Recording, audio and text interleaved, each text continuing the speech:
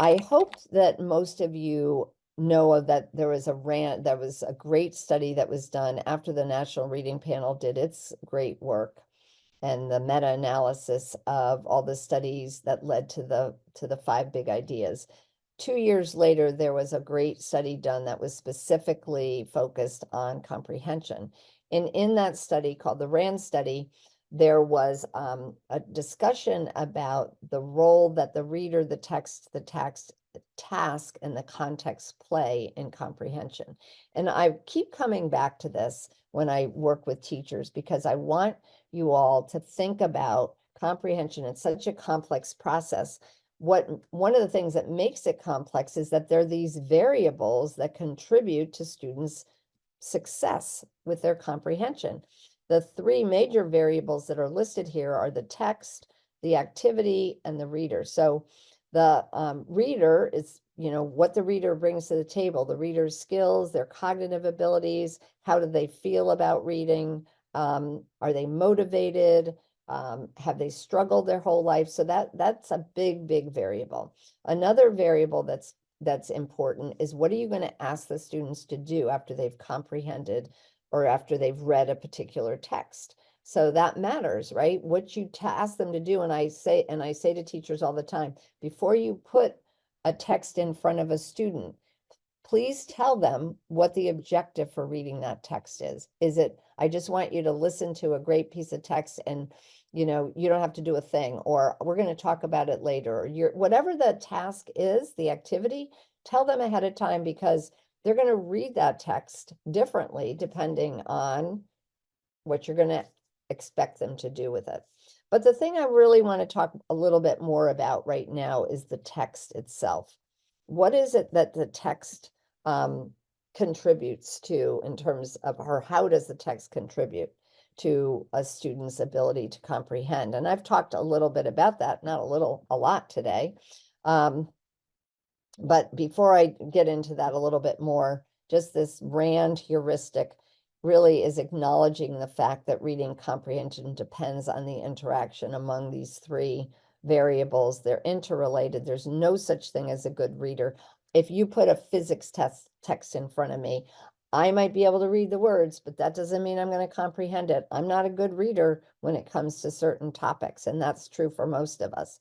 We're variably successful with the different activities. If you ask a student who has weak written expression skills to write about the text that they read, that could be really hard, even though they could orally tell you a whole bunch of stuff about it. That doesn't mean they're going to be able to translate that into writing. So we're going to be variably successful depending on what we're asked to do.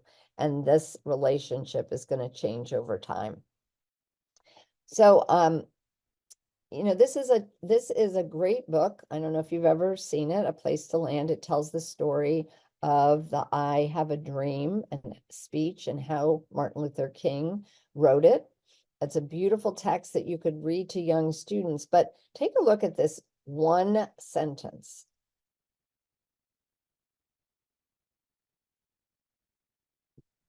So if I asked you to tell me what is challenging about this sentence, can you just put a couple ideas into the chat? What makes this text challenging?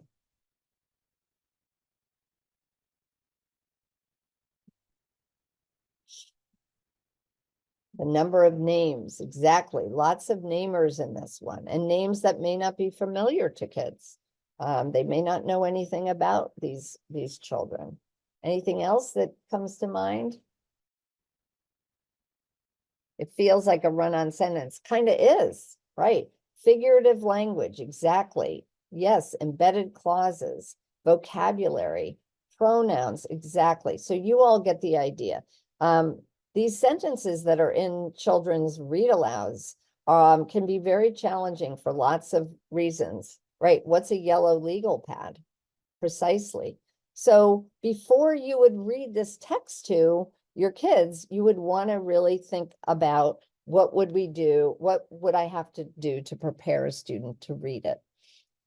This is just an example from Framing Your Thoughts, which is a wonderful program that is now actually being distributed by Hagerty.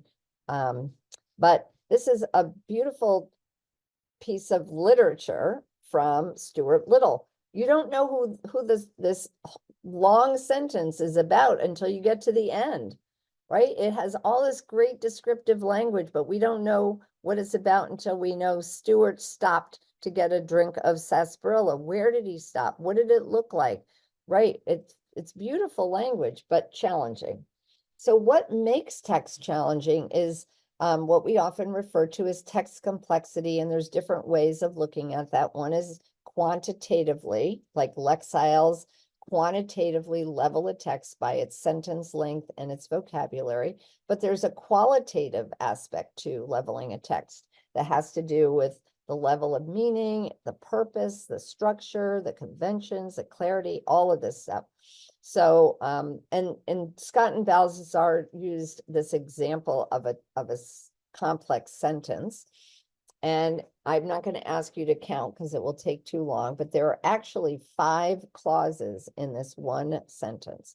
So every clause is associated with an idea.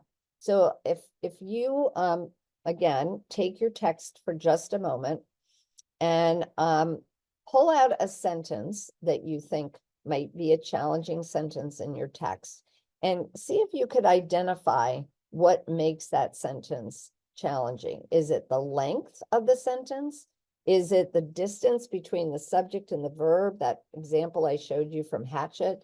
Is it the fact that it has all these embedded modifiers and multiple clauses? Right? Is it because it's passive voice? Is it the word order? This is an example from that Scott and Balthazar article. It could have been her tone of voice that her boss reacted to. That's a very odd word order, right? It's unusual, let's put it that way. And are there advanced connectives? So I'm going to ask you, as a result of this webinar, to think about looking at the texts that you're going to read to your students or ask your students to read that you've decided might be a good vehicle for supporting their syntactic knowledge, their syntactic awareness. And in order to do that, which sentences might you extract from that text and do an explicit lesson around it?